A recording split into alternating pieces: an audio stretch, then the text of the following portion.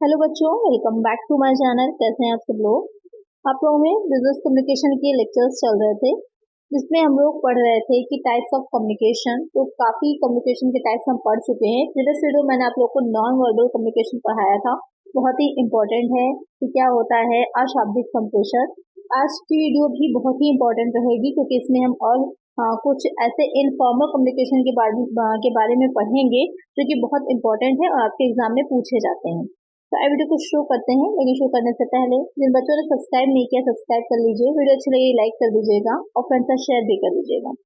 तो अगर कहें कि किस टाइप का होता है, जैसे कि अभी मैंने कहा फॉर्मल फॉर्मल, तो ये किस हेड में आता है, तो ये आपका हो जाता है कि संरचनात्मक ढांचे या संबंध या प्रकृति के आधार पर जो संप्रेषण होगा अथवा संप्रेषण श्रृंखला, चैनल्स ऑफ कम्युनिकेशन। तो ये होता क्या है, तो कोई भी व्यावसायिक संस्था या अन्य संस्था अपने उद्देश्य या लक्ष्य को सफलतापूर्वक प्राप्त नहीं कर सकती जब तक कि उस संस्था में कार्यरत सभी व्यक्तियों के आपसी संबंधों को प्रकाशित न किया जाए, उनकी क्रियाओं के आधार पर संस्था का विभागीकरण न किया जाए और उनके अधिकार व कर्तव्यों का निर्धारण न किया जाए आदि। यानी कहने का मतलब ये है कि कोई भी ऑर्गेनाइजेशन है वो तब तक अच्छे ढंग से काम नहीं कर पाएगी जब तक उसमें अलग अलग डिपार्टमेंट्स को ना बांट दिया जाए। यानी कि क्रय विभाग अलग होता है, उत्पादन विभाग होता है, सेवर्गीय विभाग होता है, लेखा विभाग होता है। तो सारे विभाग अलग अलग कर दिए जाते हैं। उन सबको पता होता है कि वो किस विभाग से जुड़े हुए हैं, उनके क्या क्या कार्य हैं, उन्हें क्या काम को करना है। उसके बाद विभागों के बांटने के बाद उनके बीच में आपस में कोऑर्डिनेशन भी जरूरी होता है। अगर क्रय विभाग का विक्रय विभाग से कोऑर्डिनेशन ना हो तो ये नहीं पता चलेगा कि कितना ज्यादा जो है सेल की गई है, तो रॉ मटेरियल कितना और चाहिए प्रोडक्शन करने के लिए, बढ़ाना है घटाना है, नई इन्फॉर्मेशन मिल पाएगी। तो इन्फॉर्मेशन जो होती है सूचनाएं, तो सूचनाएं एक विभाग से दूसरे विभाग में पहुंचाना भी बहुत इंपॉर्टेंट होता है। तो वो आपके दो टाइप का मेनली रहता है। अगर हम बात करें तो उसमें अगर आपस में जो संबंध होते हैं उनके, वो दो तरह के हो जाते हैं। एक हो जाता है फॉर्मल कम्युनिकेशन और दूसरा हो जाता है इनफॉर्मल कम्युनिकेशन। यानी कि किसी एक विभाग के अंदर जो सूचनाएं हैं आपस में भी और अन्य विभागों के साथ भी, जब सूचनाओं को एक दूसरे के साथ भेजा जा रहा है या फिर वहां से सूचनाएं आ रही हैं, आप उसका फीडबैक दे रहे हैं, आप कोई सूचना उसको दूसरे विभाग को दे रहे हैं, तो वहां पर दो मेथड से होता है। एक हो जाता है फॉर्मल और दूसरा हो जाता है इनफॉर्मल। तो यही मेन आपका टाइप है। इसके अंदर बहुत सी चीजें हैं। तो अगर हम बात करें फॉर्मल कम्युनिकेशन की औपचारिक संप्रेषण की, तो किसी भी संस्था के संगठन संरचना में प्रबंध द्वारा समस्त विभागों एवं पदों के बीच तैयार किए गए नेटवर्क में जब संप्रेषण होता है तो उसे औपचारिक संप्रेषण कहते हैं। जैसे कि आप लोग भी कॉलेज में पढ़ रहे हैं, तो आपके यहाँ कोई भी कभी कभी जैसे छुट्टी की सूचना है या किसी और तरह की मीटिंग की सूचना है आती है, तो आगे प्रिंसिपल से और टीचर्स के पास आती है, उसके बाद जो है होते होते सारे विभाग के पास अलग अलग जाती है वो सूचनाएं। तो क्या होता है कि एक फॉर्मल वे में ऊपर से नीचे की ओर, अगर हम बात करें डाउनवर्ड में, ऊपर से नीचे की ओर सूचनाएं क्या होती है, संप्रेषित हो जाती हैं। तो वो औपचारिक कहलाता है, फॉर्मल कम्युनिकेशन कहलाता है, जब एक पैटर्न को फॉलो करते हुए चल रही है। और इनफॉर्मल की अगर हम बात करें कि जो अनौपचारिक होता है, जैसे कि आप लोग ही हैं, फ्रेंड्स हैं आपस में, कि कहीं पर काम कर रहे हैं, क्लास में ही है, कोई टीम वर्क आपको दिया गया है, तो आप लोग आपस में बहुत सी बातें शेयर करते हैं, कैसे काम करना है, किस तरह से करना है, दूसरे लोगों से भी बातचीत करते हैं। तो क्या है, कुछ प्रॉपर आपका तरीका नहीं है कि कैसे आपको बात करनी, कैसे एक दूसरे को चीजें बतानी है, तो वो हो जाता है आपका इनफॉर्मल। तो जब संगठन में एक नेटवर्क के अकॉर्डिंग एक पैटर्न को फॉलो करते हुए एक प्रॉपर वे में जब सूचनाएं इधर से उधर भेजी जाती है तो उसे कहा जाता है औपचारिक संप्रेषण कहलाता है। अगर हम बात करें इसको एक फिगर में अगर देखना चाहिए तो बहुत ज्यादा अच्छे समझ में आ जाएगा कि संप्रेषण श्रृंखला या माध्यम, इसी को ही चैनल ऑफ कम्युनिकेशन भी कहा जाता है। तो एक हो गया फॉर्मल कम्युनिकेशन, दूसरा हो गया इनफॉर्मल कम्युनिकेशन। फॉर्मल कम्युनिकेशन हम पढ़ चुके हैं, जो प्रीवियस में वीडियोस आई हैं उसमें मैंने आप लोग को जो पढ़ाए हैं टाइप्स ऑफ कम्युनिकेशन, वो सब फॉर्मल में आ जाते हैं। जैसे कि वर्टिकल हो गया, हॉरिजॉन्टल या लैटरल हो गया, डायगोनल हो गया, मल्टी डायरेक्शनल हो गया, या फिर जो वर्टिकल कम्युनिकेशन में भी दो टाइप के थे, डाउनवर्ड और अपवर्ड हो गया। ये सब क्या हो जाते हैं, फॉर्मल कम्युनिकेशन, जो कि आप लोग प्रीवियस वीडियोस में पढ़ चुके हैं। अगर आपने नहीं देखी है वीडियो तो उसका लिंक आपको इस वीडियो के डिस्क्रिप्शन में मिल जाएगा। एक प्लेलिस्ट बनी है, देख लीजिएगा, आपको सब समझ में आ जाएगा। अब हम इस वीडियो में जो बात करेंगे वो इनफॉर्मल कम्युनिकेशन की ही करेंगे, क्योंकि फॉर्मल हम पहले से पढ़ चुके हैं। तो अगर हम बात करें अनौपचारिक संप्रेषण की, इनफॉर्मल कम्युनिकेशन की, तो इसे आप अपुष्ट संप्रेषण या फिर अंगूरी लता संप्रेषण, ग्रैप वाइन कम्युनिकेशन भी कह सकते हैं। तो ये आपका कितने टाइप का रहता है? बेसिकली ये हो जाएगा 4 टाइप्स का। एकाकी धारा श्रृंखला, सिंगल स्ट्रैंड चेन, गपशप श्रृंखला, गॉसिप चेन, प्रायिकता श्रृंखला, प्रोबेबिलिटी चेन, या फिर गुच्छा श्रृंखला, क्लस्टर चेन। इसे ही हम पढ़ेंगे अच्छे से कि ये क्या होता है।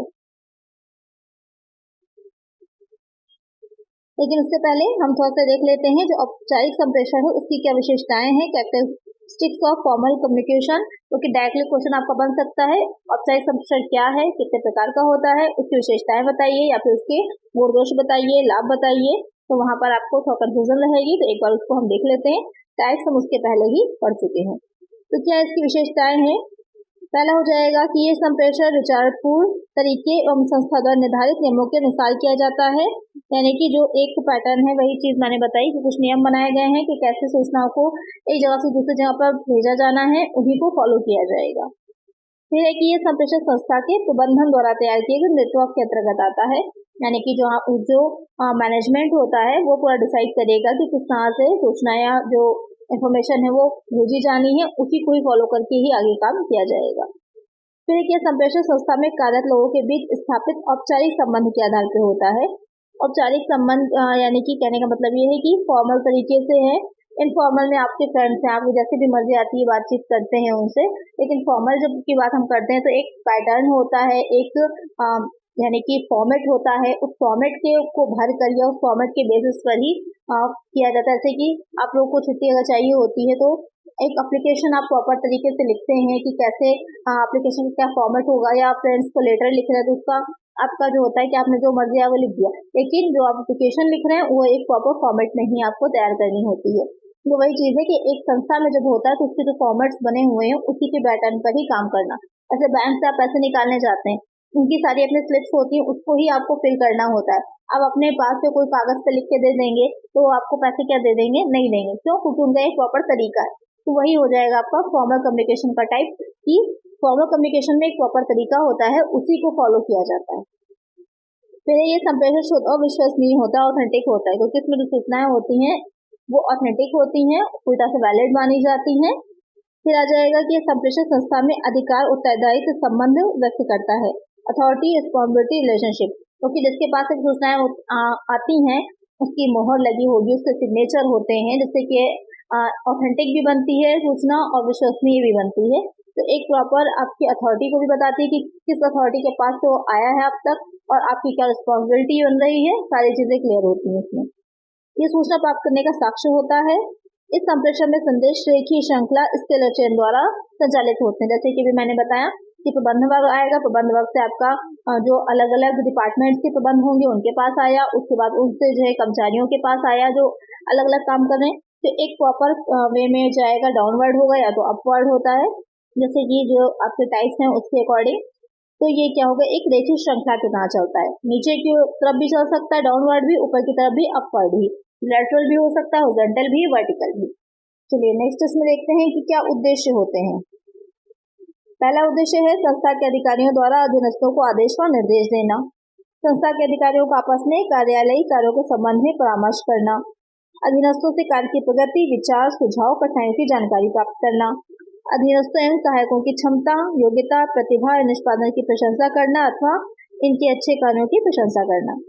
फिर है संस्था की नीतियों, कार्य योजनाओं, प्रक्रियाओं आदि की विस्तृत व्याख्या करना, और संस्था के अधीनस्थों को कार्य संबंधी समझ जानकारी प्रदान करना कि कब, कहाँ, क्या और कैसे कार्य संपादन करना है। सारे पॉइंट ही बहुत इजी हैं, सभी आपको समझ में आ गए होंगे, कुछ ऐसा नहीं है जिसमें आपको समझ में ना आए। तो अब आपको क्लियर हो गया होगा कि इन जो फॉर्मल कम्युनिकेशन है क्या होता है, उसके ऑब्जेक्टिव्स क्या होते हैं। चलिए इसमें नेक्स्ट हम देखते हैं इनफॉर्मल कम्युनिकेशन। जो इनफॉर्मल कम्युनिकेशन है यहाँ पर अनौपचारिक संप्रेषण की जो फॉर्मल कम्युनिकेशन होता है ये उसके साथ साथ भी चलता है। थोड़ा सा कंफ्यूजन होगी आपको, लेकिन जो इन फॉर्मल कम्युनिकेशन है, जो औपचारिक संप्रेषण है, उसी के साथ साथ उसी के बीच बीच में आपका अनौपचारिक संप्रेषण भी होता है। कैसे होता है आइए देखते हैं कि जो संप्रेषण अनौपचारिक मार्ग से होकर गुजरता है उसे अनौपचारिक संप्रेषण कहते हैं। एक संस्था में कार्यरत व्यक्तियों के बीच कई कारणों से अनौपचारिक संबंध स्थापित हो जाते हैं। ये संबंध व्यक्तियों की स्वेच्छा से विकसित होते हैं, संस्था के नियमों द्वारा विकसित नहीं होते। यानी कि कहीं पर आप अगर काम कर रहे हैं, जॉब कर रहे हैं, तो वहाँ पर के काफी कर्मचारी हैं जो आपके कितना वर्कर्स से काम कर रहे होंगे उस ऑफिस में, तो सभी से तो आपकी दोस्ती नहीं होती, लेकिन कुछ लोगों से बहुत ज्यादा फ्रेंडशिप हो जाती है, उनसे ज्यादा आप फ्री होते हैं, तो ज्यादा कॉपरेट भी एक दूसरे का आप लोग कर पाते हैं। तो वहाँ पर क्या है, उन दोस्तों के बीच जो आपके हैं कम्युनिकेशन वो हो जाता है इनफॉर्मल, कि जो सूचना आपके पास है आप उनको दे रहे हैं, कोई प्रॉपर वे में नहीं दे रहे, किसी के ऑर्डर पे नहीं दे रहे, तो वो हो जाती है आपकी अनौपचारिक संप्रेषण। यहाँ पर क्या कह रहा है कि अनौपचारिक संप्रेषण संस्था के संगठन चार द्वारा निर्धारित मार्गों या अधिकारों संबंधों के अनुसार नहीं होता, बल्कि आपस में जो काम कर रहे हैं उनके स्वभाव, अभिरुचि, धर्म, क्षेत्र, जाति, राजनीतिक क्षेत्र, रुचि, सामाजिक चेतना या फिर संस्कृति की समानता के कारण अनजाने और स्वेच्छा से स्थापित हो जाते हैं।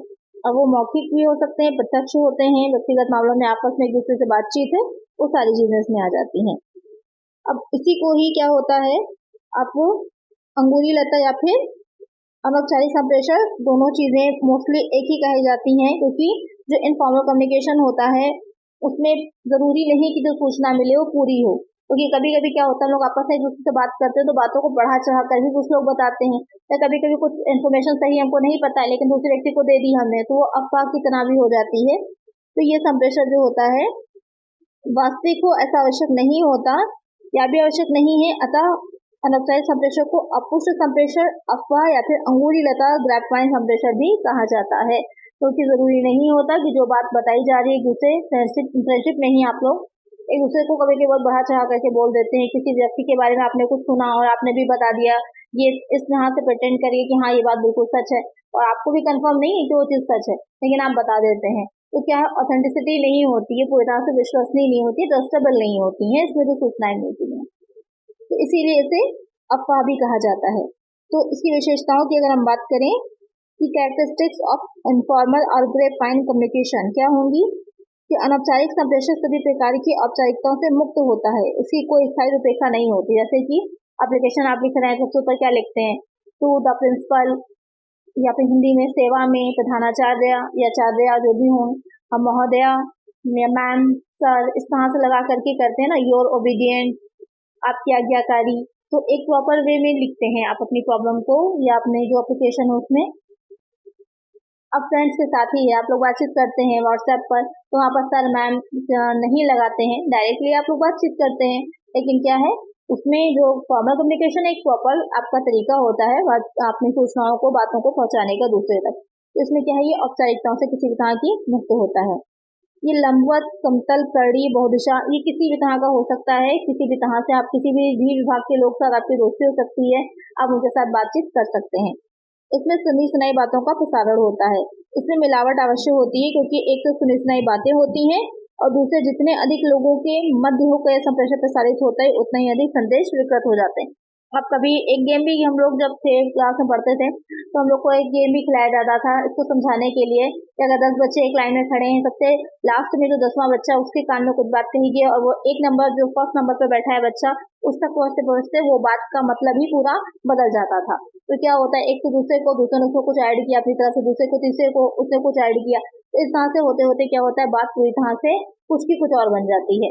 तो वही चीज इसमें है कि संदेश क्या होता है विकृत हो जाता है, और जितना लंबा ग्रुप सर्किल हो जाएगा उतना ही ज्यादा संदेश या फिर इंफॉर्मेशन खराब हो जाती है या उसी रूप में नहीं पहुंचती। ये संप्रेषण सत्य और असत्य दोनों हो सकता है, अब सही भी बात हो सकती है और झूठ भी हो सकती है। इसमें व्यक्तियों की निजी एवं संस्था से संबंधित सामान्य, गोपनीय, मूल्यवान, व्यर्थ सभी प्रकार की सूचनाओं का संप्रेषण होता है। इसमें हर तरह की होती है, गॉसिप्स भी होती हैं, इंपॉर्टेंट बातचीत भी होती है, हर तरह की बातचीत होती है। तो कुछ नहीं कहा जा सकता है कि 100% सही है या झूठ है या अफवाह है, सब कुछ हर चीज का समझिए एक तरह से मिक्सचर होती है इसमें जो संप्रेषण होता है।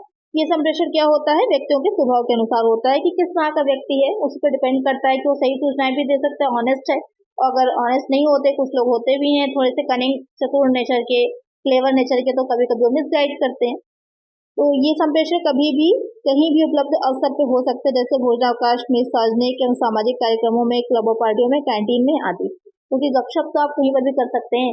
जिन लोगों को आदत होती है बातचीत करने की, बहुत ज्यादा बोलने की, बहुत ही बातूनी नेचर के होते हैं, तो वो कहीं पर भी बातचीत कर सकते हैं, कहीं भी शुरू हो जाते हैं। तो वो चीजें क्या रहती हैं कि ये संप्रेषण कहीं पर भी हो सकता है। तो ये हो जाएंगी अंकुरिलता या फिर अनौपचारिक संप्रेषण की विशेषताएं।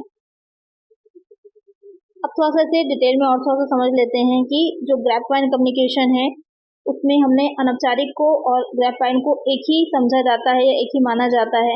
लेकिन फिर भी अगर हम बात करें थोड़ा सा और डिटेल में कि हमने अनौपचारिक संप्रेषण का अध्ययन किया है, ये एक ऐसा संप्रेषण जो जो सभी औपचारिकताओं से मुक्त होता है। अंगुली लता संप्रेषण अनौपचारिक संप्रेषण नेटवर्क है जो संप्रेषण के औपचारिक माध्यमों की अवहेलना करता है।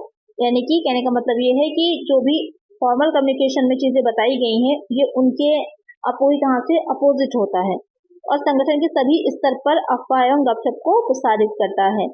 तो कि अनौपचारिक संप्रेषण एक टाइप है, प्रकार है, उसका नेटवर्क जो है जो जिस तरह से वो काम करता है उसे अंगुली लता कहा जाता है। जैसे कि अगर आपने देखा होगा अंगूर का गुच्छा तो किस तरह का होता है, सपोज करें इस तरह से अगर हम बनाए अंगूर के गुच्छे को तो कुछ ऐसे होता है। यानी कि कहीं पर से भी उसमें आप देखेंगे कि अंगूर लगे होते हैं, कोई एक प्रॉपर पैटर्न को फॉलो नहीं करता है वो, इस तरह से कहीं पर से भी उसमें अंगूर जो होते हैं वो लगे होते हैं।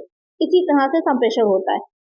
अंगुली लता संप्रेषण जो होगा, अनौपचारिक संप्रेषण में क्या रहेगा कि इससे इसको भी सूचनाएं पहुंच सकते हैं, इससे इसको भी पहुंच सकती हैं, आपस में पूरी तरह से क्या होता है एक गुच्छे की तरह गुथा हुआ होता है। तो इस वजह से इसे अंगुली लता संप्रेषण नेटवर्क जो है इसको कहा गया है। इसका नेटवर्क कुछ अंगूर के गुच्छे के समान होता है।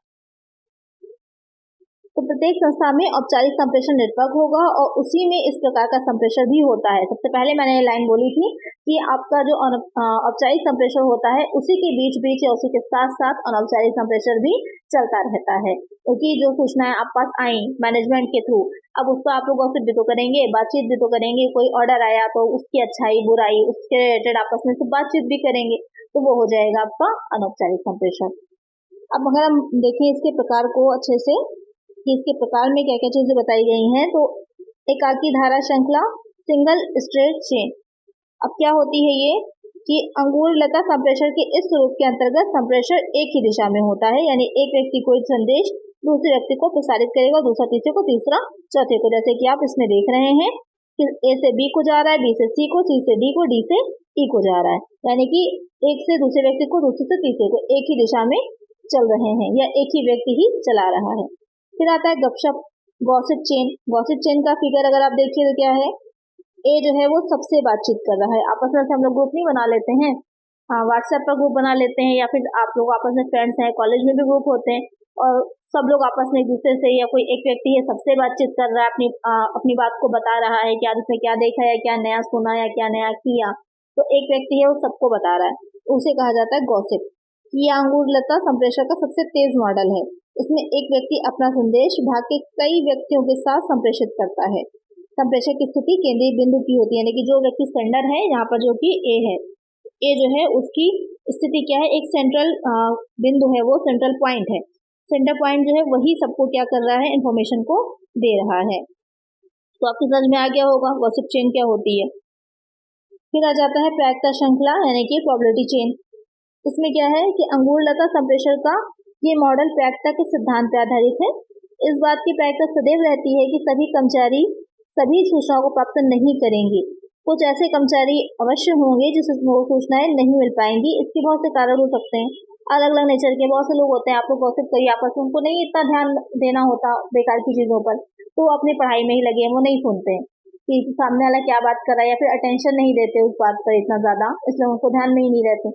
तो हो सकता है कुछ इंपॉर्टेंट बात भी हो रही हो तो उनके चीज से या उनके जानकारी से वो चीज निकल जाती है।